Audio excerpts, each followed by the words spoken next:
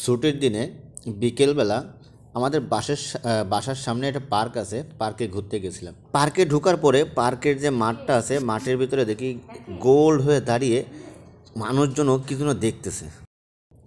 এখন আমি ক্যামেরা চালু করে আস্তে আস্তে গেলাম, গিয়ে দেখি ওমা মাঝখানে দেখি একটা পোলা কেমন যেন বান্দরের মতো ফালাফালি করতেছে। এরপরে পাশে দেখি এক হালাই ওই যে এ আছে না, সাউন্ড বক্স ধরে আছে। আবার ওকে তিমির দুইটা মাইয়াও আছে, দেখেন এই যে সাদা ওন্না গায়ে দিয়ে ঝুলানো আর গোলাপি জামা, এ একটা মাইয়া, দুইটা মাইয়া।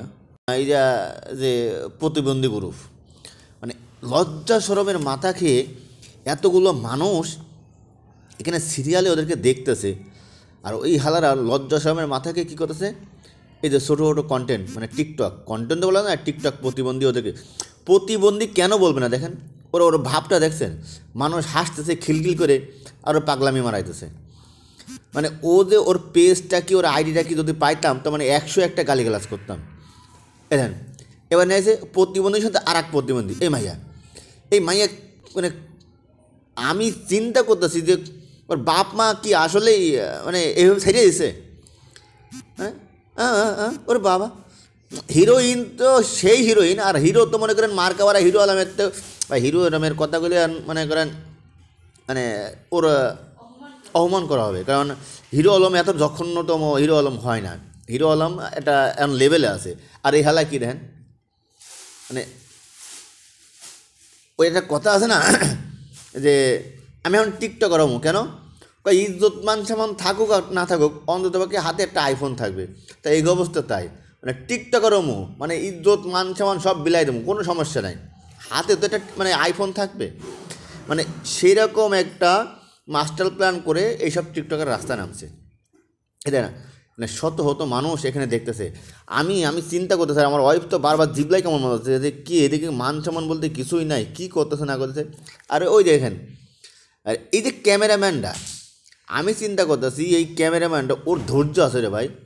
ওর ধৈর্য না থাকলে এই ধরনের উশৃঙ্খল কন্টেন্টে ও ক্যামেরা ধরে আছে কেমনে। দেন ডিরেকশন দিচ্ছে, তুই এমনি করবি, এমনি করবি করে এমনি আসবি।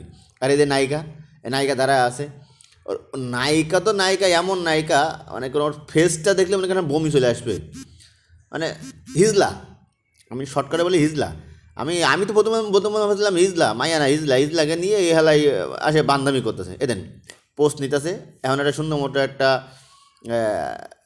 ঝাক্কাস করে পাগলামি শুধাইব। এই যে এগুলো কন্টেন্ট, আপনি একবার খালি বলেন এতগুলো মানুষের সামনে এই যে পাগলামিটা করতেছে, লাফালাফি, এগুলো ভিডিও জাত হইল, ভিডিওর ভিতরে ভরে।